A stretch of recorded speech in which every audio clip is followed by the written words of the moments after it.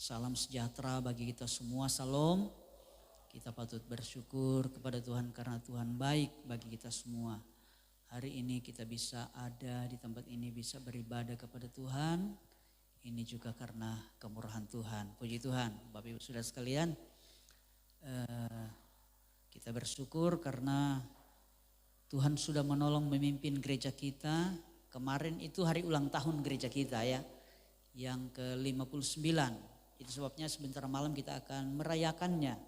Saya berharap kita semua bisa hadir, kita akan bersukacita bersama, bersyukur karena Tuhan baik bagi gereja kita. Puji Tuhan, Bapak Ibu Saudara sekalian, hari ini saya rindu kita akan belajar satu bagian firman Allah yang penting di dalam kita menjalani hidup ini ya. Karena ketika kita menerima Yesus sebagai Tuhan dan Juru Selamat, itu artinya kita menjadi orang-orang pilihan Tuhan ya. Jadi Tuhan memilih kita untuk menjadi umatnya, jadi umat pilihannya. Jadi sekali lagi tanda orang yang dipilih oleh Tuhan itu adalah dia menerima Yesus sebagai Tuhan dan Juru Selamat dalam hidupnya. Begitu ya, itu tandanya. Jadi kalau orang tidak menerima Yesus sebagai Tuhan dan Juru Selamat, itu pada dasarnya dia tidak masuk di golongan orang yang dipilih oleh Tuhan. Ya. Karena Tuhan memilih orang yang meresponi firman. Karena orang yang menerima Yesus sebagai Tuhan dan Juru Selamat, itu pertama sekali dia mendengarkan firman Allah. Yang kedua, dia percaya pada firman Tuhan itu. Dia yakin bahwa itu benar. Nah, orang seperti itu akan menerima Yesus sebagai Tuhan dan Juru Selamat. Nah, itulah yang disebut dengan respon akan kasih Tuhan. Nah, semua yang mengasihi Tuhan, yang meresponi akan kasih Tuhan, merekalah yang dipilih oleh Tuhan. Nah, seperti itu untuk apa?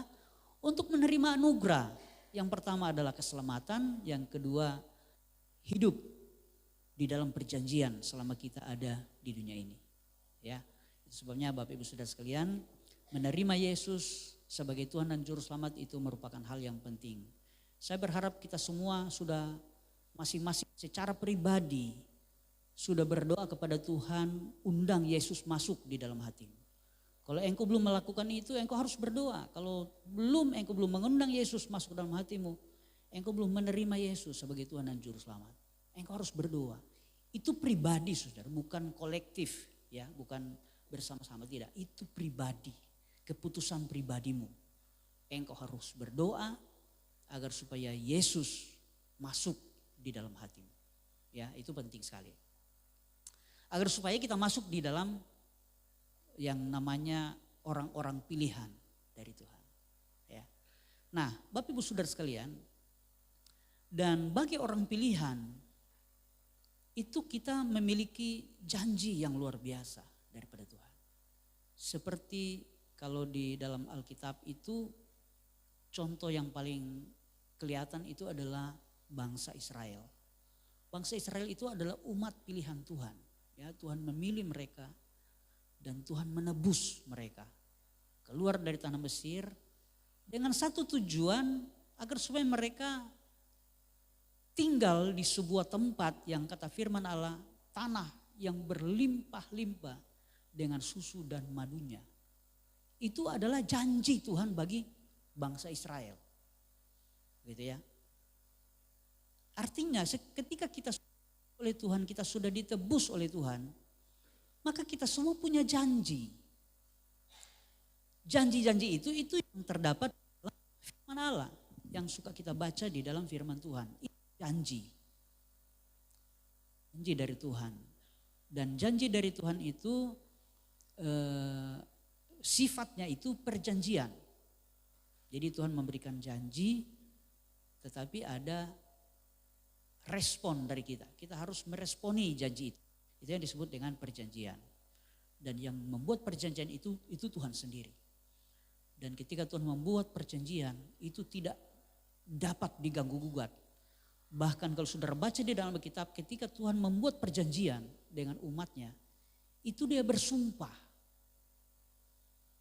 Karena cuma Tuhan yang boleh bersumpah. Orang manusia tidak boleh. Karena kita tidak punya apa-apa, kita tidak punya kekuatan apa-apa. Kita mau bersumpah mau jamin apa sudah?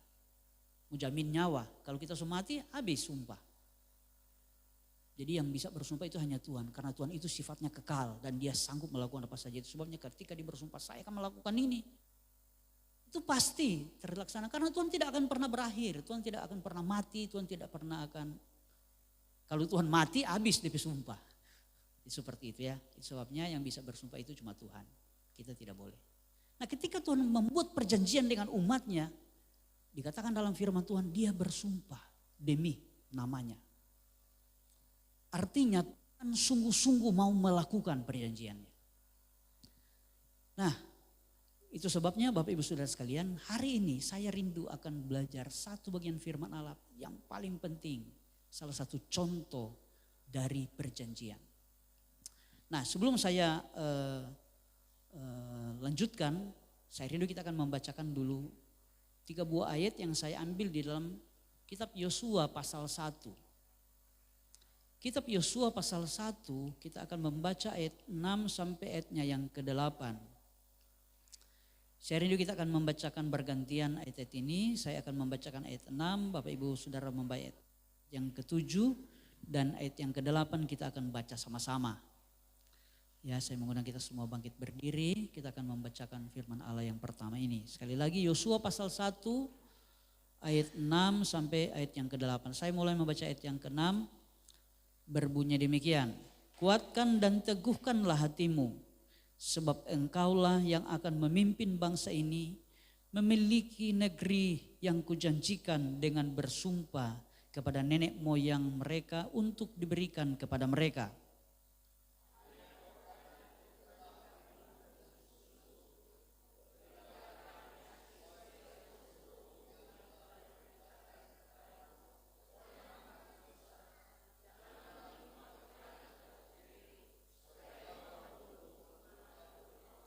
Ayat 8 kita baca sama-sama 2, 3.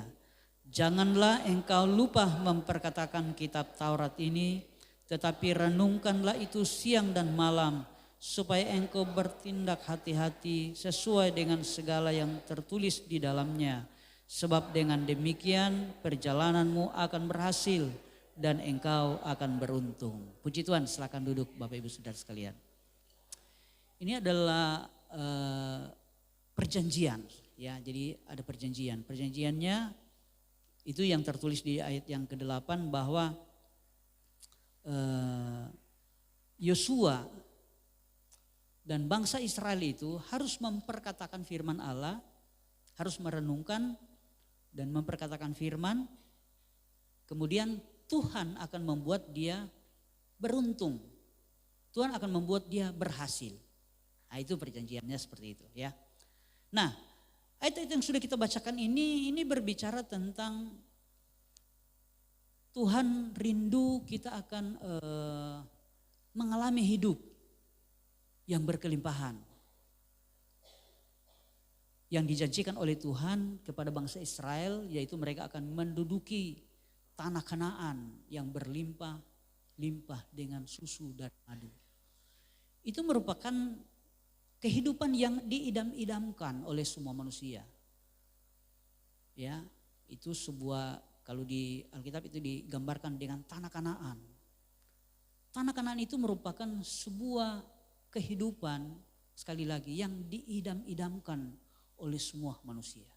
Semua kita pasti rindu hidup seperti itu. Nah, itu sebabnya tanah Kanaan itu secara rohani itu berbicara tentang surga. Yang biasa suka kita bilang Kanaan Samawi. Nah, itu surga. Jadi Kanaan itu berbicara sekali lagi tentang sebuah kehidupan yang luar biasa, yang senang, yang bahagia, yang sukacita, tidak ada duka cita, tidak ada air mata, tidak ada tekanan hidup, depresi, stres dan lain sebagainya. Itu digambarkan dengan tanah Kanaan. Dan itu puncaknya itu Kanaan Samawi, yaitu di surga. Di surga itu kehidupannya seperti itu. tidak ada sesuatu yang berat. Kita tidak ada kalau di surga itu tidak ada lagi kita mau kerja untuk dapat uang. Kita kerja secara fisik, banting tulang, peras keringat dan lain sebagainya, istilah-istilah yang ada di dunia ini. Di surga itu pekerjaan kita cuma satu, yaitu beribadah kepada Tuhan, menyembah Tuhan siang dan malam. Ya, itu istilah hamba Tuhan zaman dulu, menyembah Tuhan siang dan malam di surga. Padahal di surga tidak ada siang dan malam, sudah siang terus. Nah, jadi begitu sudah. Jadi di surga kita bekerjanya itu bukan kerja cari uang, tidak. Kita kerjanya itu menyembah Tuhan, memuliakan Tuhan. Ya. Dan ketika kita menyembah Tuhan, kita memuliakan Tuhan, Tuhan yang akan menjamin semuanya. Semua yang kita perlukan itu Tuhan jamin. Ketika kita sedih, kita akan dihiburkan. Tetapi di surga sudah tidak ada sudah. Nah, sudah tidak ada yang namanya sedih. Tidak ada. Sana senang terus, setiap hari senang. Kita tidak stres, mau bangun pagi-pagi, mau buka toko, mau beli ini beli itu, jual ini jual itu, mau mengail. Nah, rupa ada beberapa nelayan sini. Atau jadi petani, jadi bakobong. Di surga itu tidak ada lagi sudah. Pekerjaannya kita hanya menyembah. Ketika kita menyembah, maka Tuhan menganugerahkan semua kelimpahan di dalam hidup kita. Nah, itu sebabnya Bapak Ibu Saudara sekalian, selama di dunia ini saya percaya orang-orang yang suka menyembah, hidupnya berbeda. Karena dia hidup di dalam suasana sorga. Orang yang suka menyembah itu, yang suka beribadah kepada Tuhan. Oh, itu luar biasa. Mereka adalah orang-orang yang sangat diberkati Tuhan. Jangan kalau mau ibadah terpaksa, susah. Ya, jangan ibadah terpaksa, susah ya. Ketika engkau mau menyembah Tuhan, jangan terpaksa. Jangan nanti WL bilang angkat tangan, baru kita angkat tangan. Ayo menari buat Tuhan, baru kita menari. Nah, jangan seperti itu namanya terpaksa. Tapi kalau secara korporat, tidak masalah karena kita istilahnya supaya selaras, ya rapi. Tapi kalau umpama engkau mau menyembah Tuhan di Pondok Daud, itu yang paling bebas ya. Kalau saudara mau menyembah Tuhan itu di Pondok Daud. Kalau engkau mau datang menyembah kepada Tuhan itu bebas. Engkau melakukan mengekspresikan rasa hormatmu kepada Tuhan itu di Pondok Daud. Engkau lebih bebas berekspresi. Nah, saudara, orang yang suka menyembah, yang rajin menyembah, hidupnya itu berbeda. Orang yang suka menyembah itu lebih kuat di dalam menjalani hidup ini. Dia tidak gampang stres, dia tidak gampang depresi, dia tidak gampang susah lah, tertekan dan lain sebagainya. Dia akan terus penuh damai sejahtera, dia akan terus sukacita, dia terus berbahagia. Tidak peduli keadaan di sekitarnya seperti apa. Dia akan tetap bahagia, dia akan tetap senang. Tetapi kalau hubungan dengan Tuhan, penyembahannya kurang, oh saudara itu gampang stres. Jangankan habis doi, tak sisa 100.000, pusing sudah. Iya. Kalau mau makan kong, ya nasi so habis, stres. Itu seperti itu. Itu karena kita tidak punya kekuatan sudah. Tidak ada damai sejahtera Allah. Nah, bagaimana saudara penyembahan begitu? Kita harus punya penyembahan yang indah di hadapan Tuhan. Nah, Bapak Ibu Saudara sekalian, itu yang saya mau katakan bahwa itulah janji-janji Tuhan di dalam kehidupan kita. Jadi Tuhan menjanjikan dua hal yang paling penting, yaitu Kanaan selama di dunia ini dan Kanaan semawi, yaitu di surga kekal selama-lamanya. Itu bagi mereka yang menerima Yesus sebagai Tuhan dan Juru Selamat. Karena dia tergolong pada orang-orang yang ditebus oleh Tuhan. Ya. Nah, dan hari ini saudara, yang dari ayat yang sudah kita bacakan tadi, Tuhan juga memberikan janji kepada Yosua untuk memasuki tanah Kanaan. Jadi itu janji pertama kepada Musa, kemudian kepada Yosua, bahwa dia akan memimpin bangsa itu untuk masuk ke tanah Kanaan, untuk menikmati kelimpahan. Nah, dan itu sebabnya firman Allah katakan bahwa dia harus mempraktekkan firman Tuhan. Yang pertama adalah merenungkan firman Allah. Jadi orang yang pengen berhasil, pengen beruntung dalam hidup, itu harus belajar merenungkan firman. Ya. Karena seperti yang saya katakan begini, bahwa di dunia ini tidak ada orang yang tidak mau mencapai sesuatu dalam hidup. Memang ada orang-orang yang akhirnya putus asa dan bermasa bodoh sehingga dia tidak melakukan apa-apa untuk mencapai sesuatu dalam hidupnya. Sehingga dia hidup bermasa bodoh, hidup ya apa mau jadi jadilah. Mau miskin, mau sakit, mau mati. Ada orang yang seperti itu juga. Tetapi itu bukan motivasi dasar hidupnya. Itu karena dia sudah putus asa. Tetapi ketika dia masih baru mau menjalani hidup, dia selalu punya obsesi, selalu punya rencana. Itu kelihatan sekali kalau di anak-anak ya, anak-anak masih kecil. Apalagi sudah mulai remaja, mereka punya obsesi yang sangat tinggi. Pengen jadi ini, pengen jadi itu, pengen memiliki ini, pengen memiliki itu. Itu obsesi, rencana. Semua manusia seperti itu, punya ambisi untuk mencapai sesuatu. Kita semua pasti punya seperti itu. Tetapi saudara, di dalam kenyataan, tidak semua yang kita rindukan, tidak semua yang kita cita-citakan, tidak semua yang menjadi visi kita itu tercapai. Bahkan kalau lebih rohani lagi saudara, tidak semua yang kita doakan itu kita terima. Tidak semua. Kenapa? Ada satu faktor yang membuat kita bisa terima, yaitu yang disebut dengan keberuntungan. Karena kalau usaha bekerja keras, kita semua pasti kalau pengen berhasil semua kerja keras. Betul ya? Kita berusaha, segala macam. Tetapi untuk berhasil saudara, tidak cukup kerja keras. Perlu yang namanya keberuntungan. Nah keberuntungan ini itu tidak ditentukan oleh atau tidak mutlak kita bisa adakan atau kita bisa rencanakan tentang keberuntungan. Tidak bisa. Karena keberuntungan itu hadir dari kuasa yang lebih dari manusia. Itu bisa dari kuasa Tuhan, bisa juga dari kuasa iblis. Bisa sudah. Itu sebabnya banyak orang-orang yang suka mencari keberuntungan kalau di Jawa itu di Gunung Kawi. Ada di sana orang pergi di Gunung Kawi, mereka bawa sesajen, kemudian ada seperti upeti-upeti yang harus mereka bawa, kemudian harus membagikan membagikan rezeki istilahnya kepada orang-orang miskin di sekitar Gunung Kawi itu susah. Orang kalau pengen kaya itu harus seperti itu. Kalau menerima kekayaan dari kuasa kegelapan. Itu artis-artis saudara itu mereka suka begitu. Mereka pergi di Gunung Kawi, mereka bertapa, kemudian minta mantra-mantra. Sesudah itu mereka mesti mempersembahkan sesajen. Sesajen itu saudara itu ada tingkat-tingkatannya. Kalau orang miskin mungkin cuma harga 50.000, tetapi kalau orang kaya itu bisa jutaan sudah, bahkan sampai puluhan juta harga sesajen itu. Itu yang mereka suka kasih.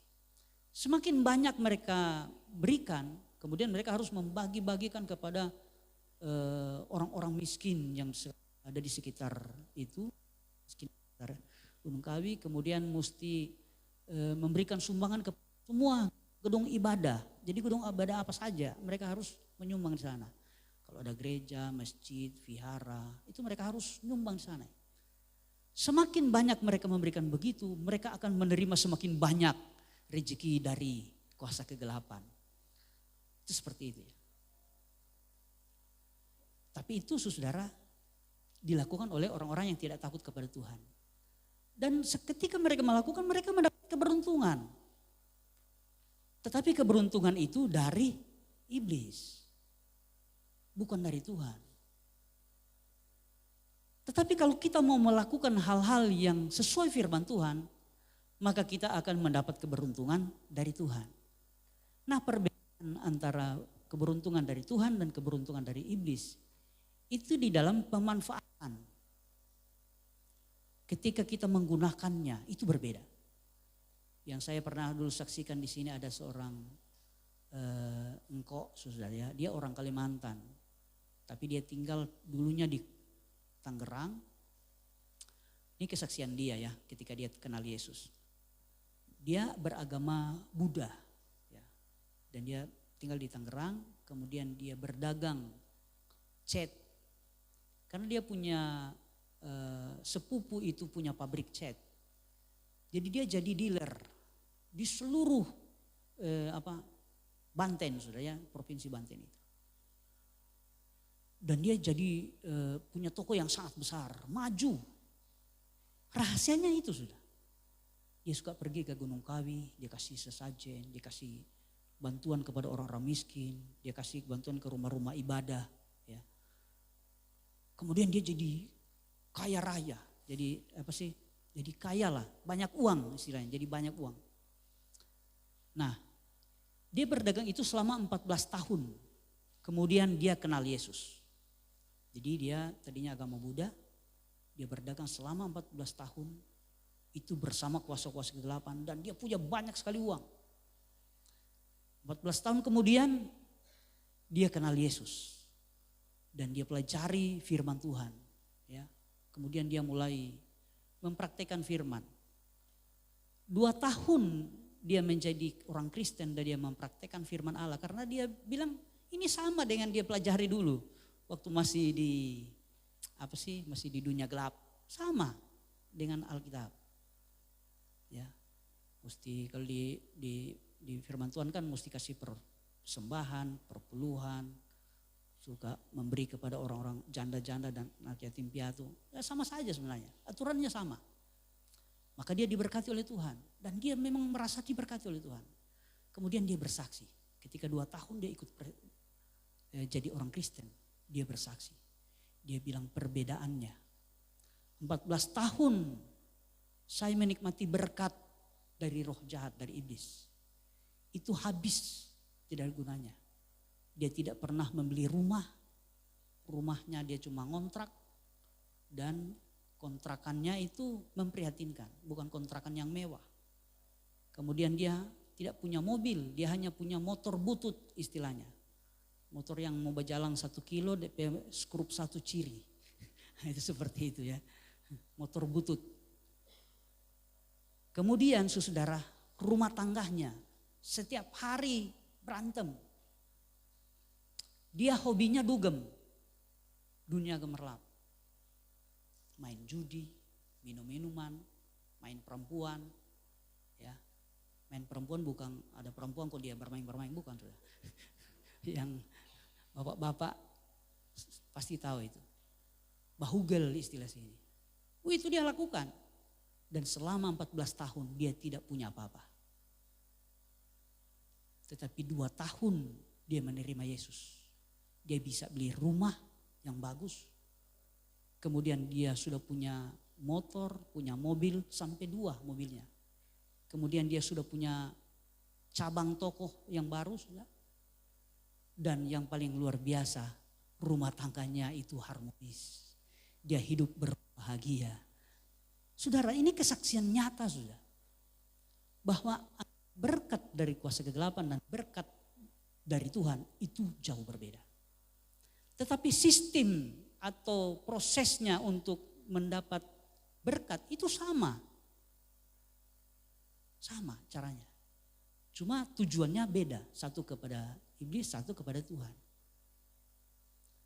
Nah saudara, itu sebabnya kita anak-anak Tuhan harus berusaha dan berjuang untuk menerima berkat dari Tuhan. Jangan percaya-percaya itu opak di sana, opak di sana. Mau alas-alas ini di toko apa segala macam, baca-baca ini. Jangan sudah. Engkau juga boleh beruntung dari sana. Tetapi engkau tidak akan mendapat apa-apa. Itu cuma lewat begitu saja. Engkau hanya menikmati sesaat. Tetapi kalau dari Tuhan itu sifatnya luar biasa, abadi, kekal, sampai kita masuk dalam kerajaan surga selama-lamanya. Soalnya kita harus berusaha mencari keberuntungan dari Tuhan. Berjuanglah untuk melakukan semua perintah Tuhan agar supaya kita beruntung hidup kita. Karena sekali lagi untuk berhasil itu tidak hanya kerja keras, tetapi harus ada keberuntungan. Nah, dari ayat yang sudah kita bacakan tadi, agar supaya hidup kita beruntung, kita ada, kalau orang Cina bilang ada hoki, saudara. Kita punya hoki. Itu dua hal yang harus kita lakukan. Yang pertama kita harus merenungkan firman Tuhan. Nah, bagaimana yang dimaksud dengan merenungkan firman Tuhan? Merenungkan firman Tuhan itu yang pertama itu mendengar, membaca dan mendengarkan firman Allah. Kita harus sering-sering mendengarkan firman Tuhan. Kita harus sesering mungkin baca firman Allah. Kemudian kita harus berusaha mengerti. Itu merenungkan ya. Jadi merenungkan itu pertama harus membaca, mendengar, kemudian harus berusaha mengerti. Jangan istilah hamba Tuhan zaman dulu, masuk telinga kanan, keluar telinga kiri. Nyandak tersangkut di otak dan di hati. Jangan sudah. Berusahalah untuk mengerti. Ya, itu sebabnya kita harus belajar fokus. Kalau membaca firman Tuhan, jangan cuma membaca secara umum satu kaligus. Tetapi coba cari ayat-ayat tertentu, kemudian engkau baca ulang-ulang, engkau cari tahu apa maksudnya. Fokus di ayat-ayat tertentu yang menjadi kunci. Bahwa kalau kita baca satu pasal, saudara, itu biasanya ada ayat-ayat kunci dalam satu pasal itu. Kita baca dulu semuanya, kemudian kita fokus di ayat-ayat tertentu. Yang kalau istilah bilang, yang jadi rema dalam hidup kita. Ketika kita dapat satu ayat yang jadi rema, kita baca ulang-ulang. Kita berusaha untuk cari tahu apa maksudnya. Kita berusaha mengerti. Kemudian kita harus ketika kita sudah itu mengerti, kita terus berdoa. Bagaimana cari berdoa agar supaya Tuhan menuntun kita untuk mempraktekannya, mengaplikasikan. Karena kita dengan kekuatan kita tidak mungkin dan sulit untuk melakukan. Soalnya kita harus berdoa. Kita berusaha untuk melakukannya. Kita berdoa, kita minta kekuatan Tuhan agar supaya kita bisa melakukannya. Dan yang terakhir, kita harus mengaplikasikan dalam hidup. Kita harus mempraktekkan. Ya, seperti saya kasih contoh. Ada firman Allah bilang begini, jangan khawatir. Tetapi nyatakanlah dalam segala hal kepada Tuhan di dalam doa dan mengucap syukur. Nah, ketika ada sesuatu yang membuat engkau khawatir, karena khawatir itu kita tidak bisa hindari, betul ya? Itu hal yang manusiawi, kita bisa tiba-tiba khawatir. Nah, mungkin karena sakit penyakit, aduh semua mati setelah ini. Itu biasanya kan begitu kita, khawatir. Saya juga begitu sudah. Waktu saya sakit lalu, tahun 2020, itu pikiran saya seperti itu. Aduh, ini Jose belum berhasil. Kalau kita mati, bagaimana DP masa depan? Ini Ibu Gembala bagaimana dia mau pimpin ini jemaat?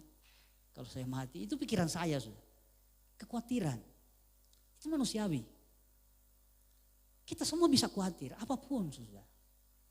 Ya, kalau bisa saja trauma itu bisa juga membuat orang khawatir. Seringkali ya, kalau umpama sama dengan Ibu Gembala, dia punya kekhawatiran dulu, saudara. Itu dia pernah ditodong zaman dulu. Zaman sebelum ada penembak misterius itu di Jakarta itu penodong banyak sekali bertebaran di mana-mana. Nah, dia waktu itu mau pergi ibadah, kemudian ditodong oleh orang.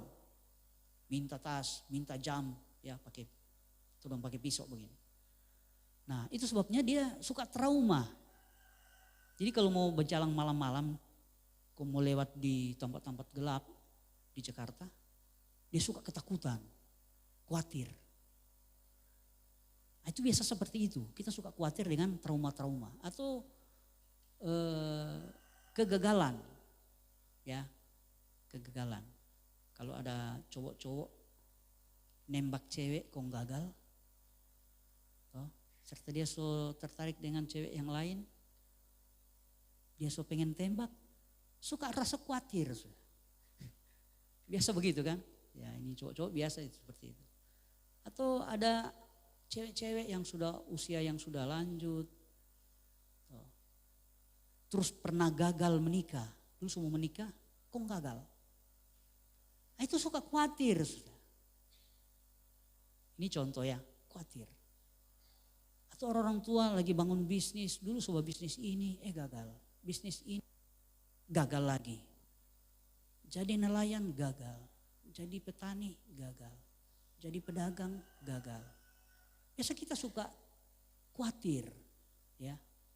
Nah, Tuhan bilang, jangan khawatir. Jadi ketika khawatir itu datang, kalau engkau merenungkan firman Allah, engkau harus mengaplikasikan dalam hidupmu. Oh iya, jangan khawatir. Ketika engkau mulai khawatir, engkau harus katakan kepada dirimu, jangan khawatir. Saya tidak boleh khawatir. Kemudian berdoa dan bersyukur, kata firman Tuhan. Kita mulai berdoa dan bersyukur. Itu namanya merenungkan firman. Jadi merenungkan firman itu pertama kita harus pelajari, berusaha mengerti, kemudian kita berdoa, kemudian sinkronkan dengan hidup kita, cocokkan. Kasih cocok dengan orang hidup, dengan kita pegaya. Apakah saya sudah cocok dengan firman atau belum? Itu namanya merenungkan. Kita harus belajar untuk merenungkan. Ketika kita merenungkan firman Tuhan, maka langkah yang berikut, yang kedua, kita mudah untuk memperkatakan firman. Kita harus belajar memperkatakan firman Allah. Kalau kita terbiasa untuk memperkatakan firman Tuhan, maka saudara, seringkali kan kita suka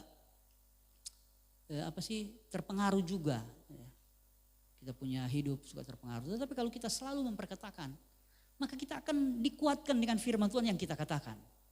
Kemudian orang-orang yang dengar firman Tuhan yang kita katakan juga, mereka juga akan ikut-ikut jadi kuat. Seperti itu, ya. Dan saya percaya ketika kita mulai memperkatakan, maka firman Allah itu luar biasa. Dia akan mengubah hidup kita.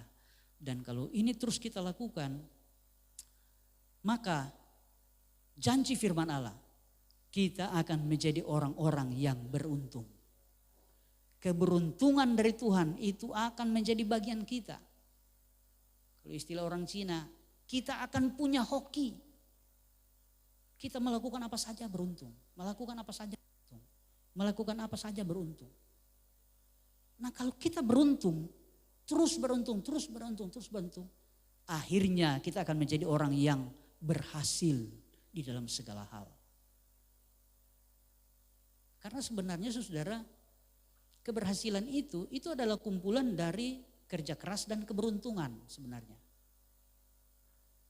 Kalau kita sudah kerja keras, kemudian beruntung, itu baru berhasil.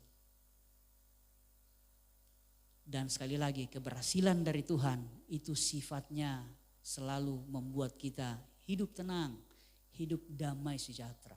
Bukan seperti keberhasilan yang kita capai ketika kita